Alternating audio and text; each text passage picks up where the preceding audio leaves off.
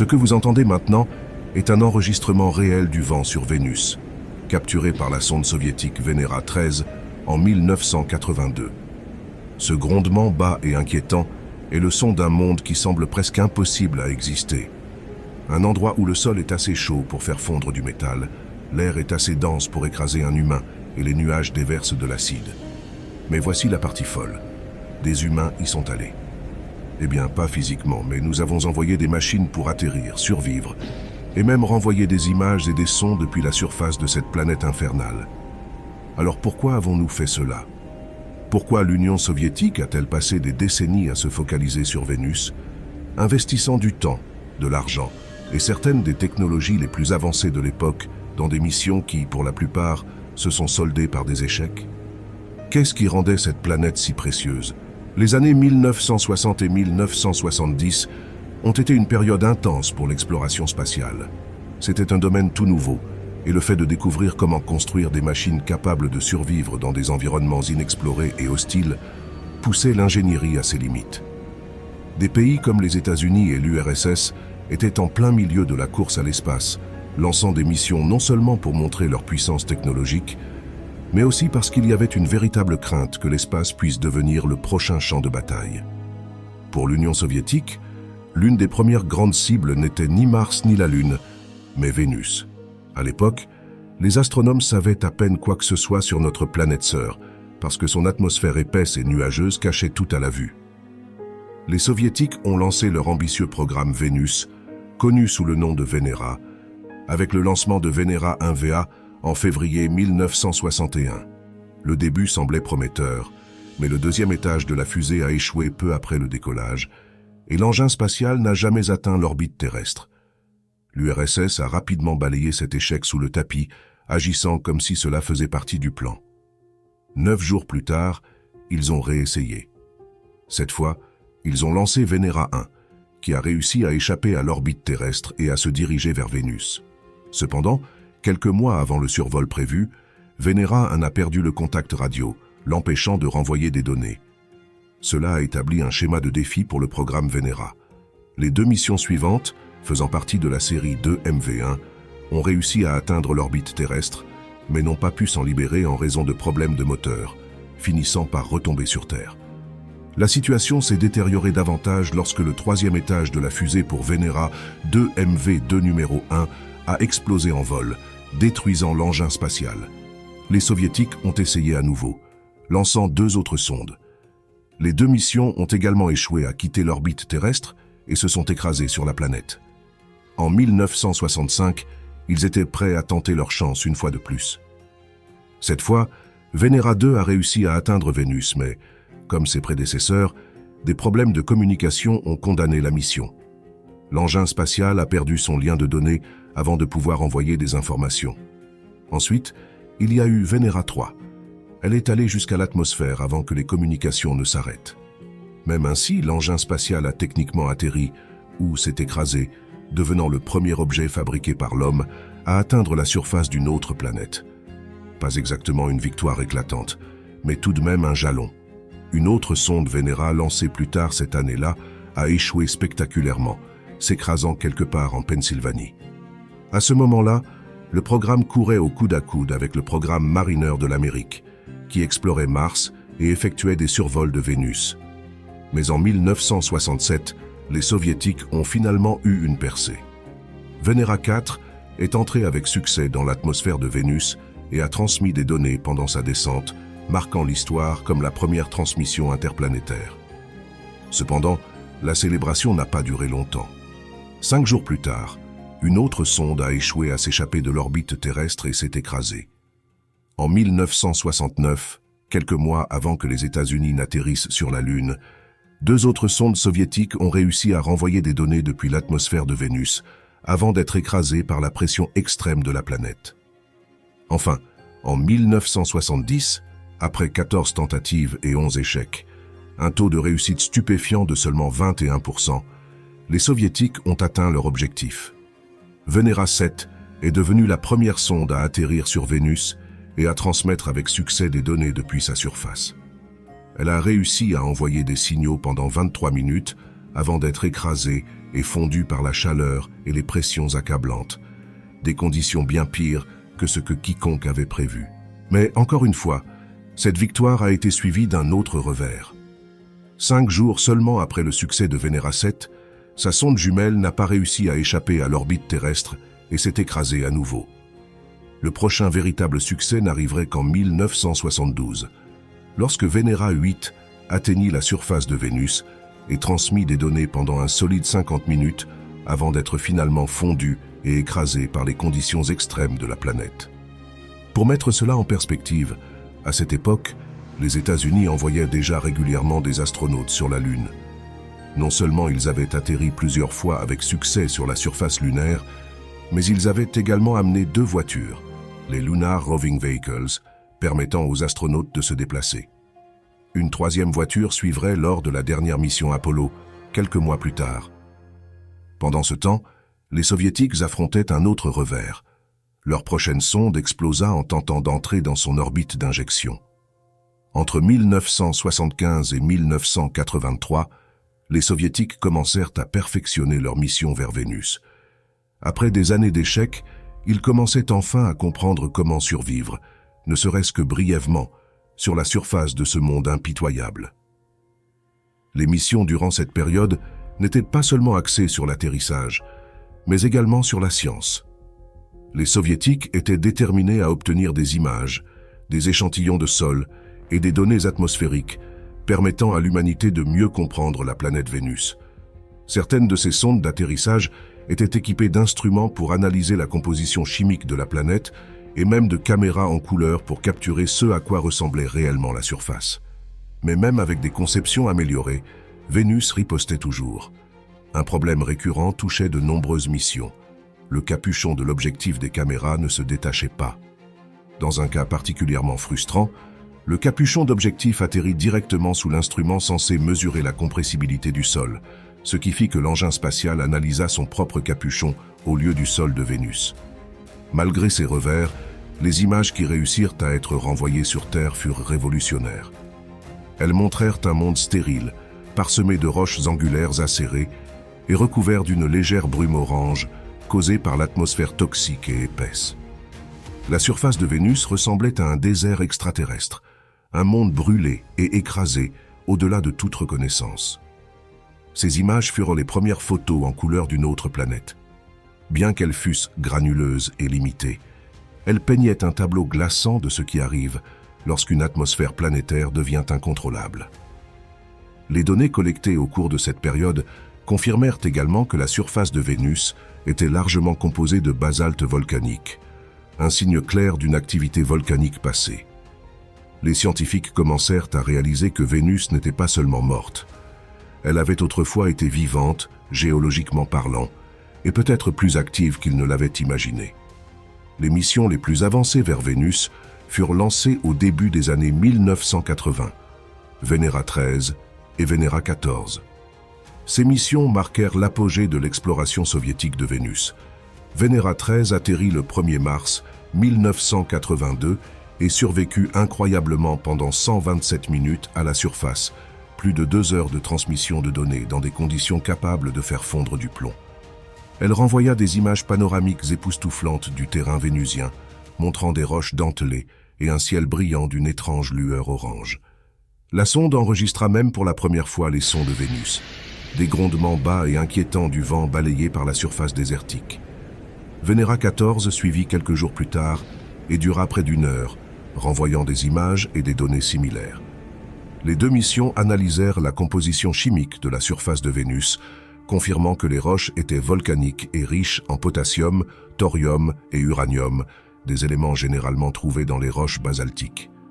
Ces découvertes suggèrent que Vénus avait connu d'énormes éruptions volcaniques dans le passé, des événements qui pourraient avoir remodelé l'ensemble de la planète. Le programme soviétique d'exploration de Vénus ne s'arrêta pas là.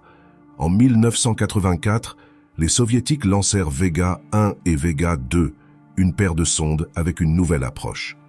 Ces sondes étaient équipées de ballons conçus pour flotter dans la haute atmosphère de Vénus. Contrairement à la surface, qui est un véritable four infernal, la haute atmosphère de Vénus est relativement douce, avec des températures et des pressions similaires à celles de la Terre, à environ 50 km au-dessus du sol. Les ballons flottèrent pendant plusieurs jours, dérivant sur les puissants vents de Vénus et renvoyèrent des données précieuses sur l'atmosphère de la planète. Cet accomplissement fut remarquable. Pendant un bref moment, l'Union soviétique ne se contentait pas de survivre sur Vénus, elle explorait également ses cieux. Mais à la fin des années 1980, l'obsession soviétique pour Vénus prit fin. L'effondrement de l'URSS entraîna la fin du financement pour des missions spatiales ambitieuses, et Vénus, autrefois symbole de la détermination soviétique, fut laissée de côté. Pendant des décennies, aucune mission majeure ne retourna sur la jumelle ardente de la Terre, et Vénus tomba dans l'oubli alors que Mars devint le nouveau centre d'intérêt pour l'exploration spatiale. Cependant, les découvertes réalisées au cours des missions Venera et Vega posèrent les bases de tout ce que nous savons aujourd'hui sur Vénus. Elles révélèrent un monde de chaleur extrême, de pression écrasante et de plaines volcaniques, une planète qui autrefois aurait pu ressembler à la Terre avant de devenir une mise en garde sur ce qui peut se produire lorsque l'effet de serre devient incontrôlable. Plus récemment, Vénus est revenue sur le devant de la scène grâce à une découverte surprenante dans son atmosphère. En 2020, des scientifiques annoncèrent la détection de gaz phosphine haut dans l'atmosphère de la planète.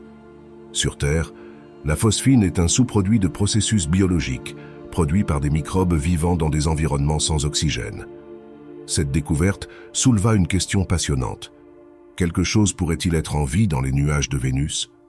Bien qu'il soit peu probable que la phosphine seule prouve l'existence de la vie, cela suffit pour inciter les scientifiques à examiner à nouveau cette planète. Si la phosphine ne provient pas de la vie, elle doit alors avoir été créée par un processus chimique ou géologique inconnu, quelque chose que nous n'avons vu nulle part ailleurs dans le système solaire.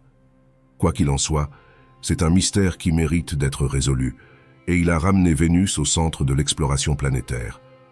La NASA a annoncé 2 missions importantes, Da Vinci et Veritas, prévues pour le début des années 2030. La mission Da Vinci, Deep Atmosphere Venus Investigation of Noble Gases, Chemistry and Imaging, enverra une sonde qui descendra à travers l'atmosphère de Vénus, en prenant des échantillons et en retournant des mesures jusqu'à la surface. Ces données seront essentielles pour comprendre l'origine et l'évolution de l'atmosphère de Vénus, ainsi que ses différences avec celles de la Terre et de Mars. Avant d'atteindre la surface, la sonde capturera des images haute résolution du terrain rigide de la planète, connues sous le nom de Tesserae, qui sont des zones d'intérêt, car elles pourraient représenter certaines des caractéristiques géologiques les plus anciennes de Vénus. La mission Veritas, Venus Emissivity, Radio Science, INSAR, Topography and Spectroscopy, est prévue pour orbiter autour de Vénus et fournir des données pendant environ 2 ans et demi. Ses objectifs scientifiques incluent l'étude de l'eau passée et présente, l'activité volcanique récente ou actuelle, ainsi que l'évolution géologique de Vénus.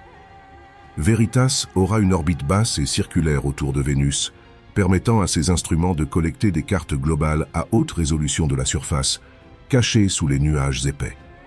L'Agence spatiale européenne, ESA, contribue également avec sa mission Envision, qui sera lancée au début des années 2030. Envision vise à étudier la surface et le sous-sol de Vénus, à analyser son activité géologique et à mieux comprendre l'évolution de la planète. Cette mission complétera les efforts de la NASA en fournissant une compréhension plus globale de Vénus. Les entreprises privées rejoignent également cette aventure. Par exemple, Rocket Lab a annoncé son intention de lancer une petite sonde vers Vénus, potentiellement dès 2025.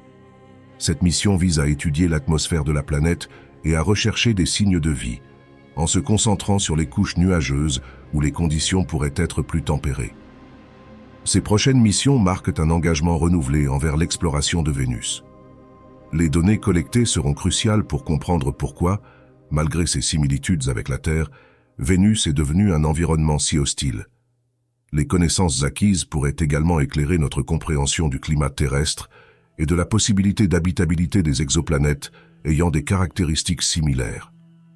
L'idée d'une habitation humaine sur Vénus a longtemps été écartée en raison de ses conditions de surface extrêmes. Des températures avoisinant les 465 degrés Celsius, 669 degrés Fahrenheit, des pressions 92 fois supérieures à celles au niveau de la mer sur Terre et des nuages d'acide sulfurique. Cependant, des discussions récentes ont envisagé la possibilité d'une présence humaine dans l'atmosphère supérieure de Vénus. Environ 50 km, 31 miles, au-dessus de la surface, la pression atmosphérique et la température sont beaucoup plus similaires à celles de la Terre. Cette région, souvent appelée la zone habitable de l'atmosphère de Vénus, présente une opportunité intrigante pour l'exploration humaine ou même une éventuelle colonisation. Des concepts tels que des habitats flottants ou des aérostats ont été proposés, où des structures pourraient rester en suspension dans l'atmosphère dense, fournissant une plateforme pour la recherche scientifique et l'exploration. Terraformer Vénus, c'est-à-dire altérer son environnement pour le rendre plus semblable à celui de la Terre, reste un défi monumental et hautement spéculatif. Les propositions incluent des méthodes pour réduire l'atmosphère dense de dioxyde de carbone, comme l'introduction d'organismes photosynthétiques ou le déploiement de réflecteurs solaires à grande échelle pour refroidir la planète. Cependant, ces idées dépassent actuellement nos capacités technologiques et nécessiteraient des ressources et des délais sans précédent. Pour l'instant, l'accent reste mis sur l'exploration robotique afin de recueillir davantage de données sur l'atmosphère, la géologie et le potentiel d'habitabilité passé de Vénus. Les missions à venir fourniront des informations essentielles qui pourraient orienter les futures initiatives d'exploration ou d'habitation humaine. Malgré tout ce que nous avons appris, Vénus reste l'une des planètes les plus mystérieuses de notre système solaire. La plupart des données que nous avons sur sa surface proviennent d'anciennes missions soviétiques et de scans radars, et pourtant, nous n'avons littéralement fait que gratter la surface. Sous les épais nuages et les plaines volcaniques, Vénus pourrait encore receler des réponses sur son passé, son intérieur et des processus que nous n'avons jamais vus ailleurs. Il y a de nombreux indices, mais aucune réponse claire, et c'est ce qui rend Vénus si fascinante. Pour commencer, Vénus n'est peut-être pas aussi morte que nous le pensons. Bien que ces plaines volcaniques paraissent anciennes, certaines preuves suggèrent que Vénus est encore géologiquement active. Des cartes radars récentes montrent des points lumineux à la surface qui pourraient être de nouvelles coulées de lave solidifiées, laissant entrevoir des éruptions volcaniques en cours. Les scientifiques pensent que Vénus pourrait avoir des réinitialisations volcaniques massives, où la chaleur s'accumule sous sa croûte avant d'éclater en événements à l'échelle planétaire. Ce type de resurfaçage global pourrait s'être produit il y a des centaines de millions d'années, ou il pourrait encore se produire aujourd'hui. Si nous pouvions confirmer une activité volcanique récente, cela changerait tout. Des volcans actifs pourraient expliquer certaines des étranges substances chimiques dans l'atmosphère de Vénus, comme les composés soufrés qui sont constamment réapprovisionnés. Comprendre comment Vénus libère sa chaleur interne pourrait également nous aider à comparer sa géologie à celle de la Terre et à comprendre comment des planètes similaires se comportent sous une pression extrême. Sous la surface, la structure interne de Vénus reste un autre mystère. La Terre possède un noyau, un manteau et une croûte qui sont constamment en mouvement grâce à la tectonique des plaques. Mais Vénus semble différente. Son absence de tectonique des plaques intrigue les scientifiques depuis des décennies. Comment la chaleur s'échappe-t-elle de l'intérieur de Vénus si les plaques ne bougent pas? Une théorie suggère que la croûte de Vénus est trop épaisse et solide pour se briser en plaques, forçant la chaleur à s'accumuler jusqu'à ce qu'elle éclate dans des événements volcaniques massifs. Une autre théorie suggère que Vénus pourrait avoir un couvercle stagnant, une croûte solide sans mouvement, mais avec des fissures ou des déchirures où le magma pousse à travers. Les missions modernes, comme la mission Veritas de la NASA, sont conçues pour enquêter sur ces questions en utilisant un radar pour sonder la surface de Vénus et des données gravitationnelles pour étudier sa structure interne. Si nous pouvons comprendre ce qui se passe sous la surface de Vénus, cela nous donnera une meilleure compréhension de l'évolution des planètes rocheuses, y compris la Terre, au fil du temps. Au-delà de sa géologie, Vénus pourrait également avoir une atmosphère complexe que nous ne comprenons pas encore pleinement. Bien que nous ayons parlé de la découverte de la phosphine, ce n'est qu'une partie du puzzle. L'atmosphère de Vénus est dynamique et en constante évolution, avec des phénomènes bizarres que nous ne voyons pas sur Terre. Par exemple, les vents superrotateurs dans la haute atmosphère de Vénus se déplacent à des vitesses de plus de 400 km/h, faisant le tour de la planète en seulement quelques jours. Les scientifiques ne savent pas pourquoi l'atmosphère de Vénus se comporte de cette manière, et la comprendre pourrait nous donner des indications sur les systèmes météorologiques d'autres planètes. Il y a aussi le mystère des vortex polaires de Vénus, des tempêtes tourbillonnantes géantes au pôle de la planète, qui se comportent de manière étrange et imprévisible. Ces tempêtes sont comme des ouragans, mais beaucoup plus stables, existant pendant des années. Des observations récentes de la sonde japonaise Akatsuki ont révélé que ces vortex sont façonnés par des différences de température et des schémas de vent complexes, mais nous ne comprenons toujours pas pleinement leur structure ou leur origine. Étudier l'atmosphère de Vénus, y compris ses tempêtes, nous aide à modéliser des systèmes météorologiques extrêmes et à mieux comprendre les atmosphères planétaires, y compris la nôtre. Un autre aspect étrange de Vénus est l'absence de champ magnétique. Le champ magnétique de la Terre nous protège des radiations solaires et joue un rôle clé dans le maintien de notre atmosphère.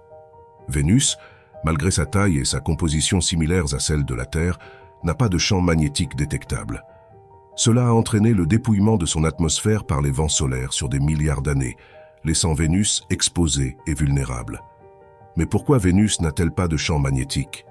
Une possibilité est que le noyau de Vénus, qui devrait être en fusion comme celui de la Terre, ne bouge pas de la même manière. Sans un noyau convectant en fusion, Vénus ne peut pas générer un champ magnétique, et cela pourrait avoir été l'un des facteurs clés de son déclin. Étudier le noyau de Vénus et son absence de magnétisme pourrait aider les scientifiques à comprendre pourquoi certaines planètes développent des champs protecteurs, alors que d'autres n'en ont pas. Une question cruciale alors que nous étudions la potentielle habitabilité des exoplanètes dans d'autres systèmes solaires. Enfin, Vénus présente l'un des plus grands mystères de tous. A-t-elle été habitable un jour? Vénus aurait pu avoir des océans il y a des milliards d'années, mais des preuves croissantes suggèrent que Vénus est restée habitable bien plus longtemps que ce que l'on croyait auparavant. Des modèles climatiques récents indiquent que Vénus aurait pu avoir de l'eau liquide pendant jusqu'à 2 milliards d'années, amplement de temps pour que la vie évolue. Si cela est vrai, cela signifierait que Vénus a été potentiellement la première planète habitable du système solaire, bien avant que la Terre ne devienne le monde florissant que nous connaissons aujourd'hui. À un moment donné, quelque chose a changé. Les océans de Vénus se sont évaporés et l'atmosphère est devenue dominée par le dioxyde de carbone, déclenchant l'effet de serre incontrôlé qui l'a transformé en l'enfer que nous voyons aujourd'hui. Mais qu'est-ce qui a causé ce changement? Était-ce un événement volcanique massif? L'augmentation progressive de la luminosité du Soleil a-t-elle lentement fait bouillir l'eau de Vénus? Ou était-ce autre chose entièrement? Ces mystères font de Vénus bien plus qu'un simple avertissement. C'est un monde de potentiel scientifique inexploité. Chaque question sans réponse sur Vénus nous rapproche un peu plus de la compréhension de la façon dont les planètes se forment, évoluent et, dans certains cas, meurent. C'est un rappel que même les environnements les plus extrêmes peuvent contenir des leçons précieuses. Vénus nous pousse à réfléchir différemment à la vie, à l'habitabilité et à l'équilibre délicat qui rend la Terre si unique. Avec la technologie moderne et de nouvelles missions à l'horizon, nous sommes enfin prêts à retourner sur Vénus et à découvrir les réponses qui nous ont échappé pendant si longtemps. Vénus est importante parce qu'elle nous met au défi de résoudre certains des plus grands puzzles de la science planétaire. Elle offre un aperçu de ce qui pourrait arriver si nous perdons le contrôle du climat terrestre. Elle pourrait même nous aider à trouver des indices sur la vie dans les endroits les plus inattendus. Malgré toute sa chaleur, sa pression et son hostilité, Vénus reste l'un des mondes les plus importants et les plus fascinants de notre système solaire. Vénus est une planète qui nous défie autant qu'elle nous fascine. Pendant des décennies, elle a été rejetée comme un monde hostile et mort, un endroit trop dangereux et extrême pour une exploration significative. Mais, comme nous l'avons vu, Vénus recèle bien plus que sa chaleur brûlante et sa pression écrasante. C'est une planète avec des histoires inscrites à travers ses plaines volcaniques, des mystères tourbillonnant dans ses nuages toxiques et des secrets enfouis profondément sous sa croûte. Elle nous rappelle combien nous connaissons peu les mondes rocheux du système solaire et combien il nous reste à apprendre. Les missions Venera de l'Union soviétique au XXe siècle ont ouvert la porte à Vénus, prouvant que l'exploration, même dans les endroits les plus impossibles, est possible avec suffisamment de persévérance et d'ingéniosité. Ces premiers atterrisseurs, malgré leur courte durée de vie, nous ont offert nos premiers aperçus de la surface. Un désert volcanique désolé sous des nuages épais de dioxyde de carbone. Grâce à ces efforts, nous avons appris comment les planètes peuvent évoluer vers des états aussi extrêmes et à quel point Vénus ressemblait autrefois à la Terre avant que leur trajectoire ne diverge. Aujourd'hui, avec des missions modernes à l'horizon, l'humanité retourne sur Vénus avec des yeux neufs et de meilleurs outils. Les missions Da Vinci et Veritas de la NASA, ainsi que la mission Envision de l'Agence spatiale européenne, révéleront Vénus d'une manière que nous n'avons jamais vue auparavant. De la cartographie de sa surface cachée à l'échantillonnage de son atmosphère, ces missions nous aideront à répondre à des questions sur l'histoire de Vénus, son activité volcanique et son potentiel pour la vie. Si Vénus avait autrefois des océans et un climat tempéré, nous devons comprendre ce qui s'est mal passé. Vénus a-t-elle jamais abrité la vie? Quelque chose pourrait-il encore survivre dans ces nuages aujourd'hui? Et plus important encore, qu'est-ce que Vénus nous apprend sur l'atmosphère fragile de la Terre? Vénus compte parce qu'elle nous pousse à explorer l'inconnu. Ses mystères sont vastes et ses leçons sont urgentes. En étudiant Vénus, nous obtenons non seulement des idées sur le fonctionnement des autres planètes, mais aussi une compréhension plus profonde du passé, du présent et de l'avenir de la Terre. Le conte édifiant de l'effet de serre incontrôlé de Vénus sert de rappel brutal de ce qui peut arriver lorsque l'atmosphère d'une planète échappe à tout contrôle. En même temps, les similitudes de Vénus avec la Terre nous donnent l'espoir qu'un jour nous pourrions explorer ces nuages, peut-être à l'aide d'habitats flottants, ou même trouver des signes de vie dans les endroits les plus inattendus. En fin de compte, Vénus est bien plus qu'un monde chaud et infernal. C'est un symbole de la curiosité et de la détermination humaine. Elle représente le désir de repousser les limites, d'explorer l'impossible et de chercher des réponses dans des endroits où personne ne pensait que nous pourrions atteindre. Avec de nouvelles missions prêtes à révéler ses secrets, Vénus est sur le point de nous enseigner bien plus que ce que nous avons jamais imaginé. Que ce soit la vie passée d'un monde habitable, les forces actives qui façonnent encore sa surface, ou les limites de la vie elle-même. Vénus est une histoire qui est loin d'être terminée. Et peut-être, à mesure que nous en apprendrons davantage sur ce mystérieux et ardent jumeau de la Terre, nous découvrirons non seulement ce qui est arrivé à Vénus, mais ce que cela signifie pour nous ici, sur notre fragile planète bleue.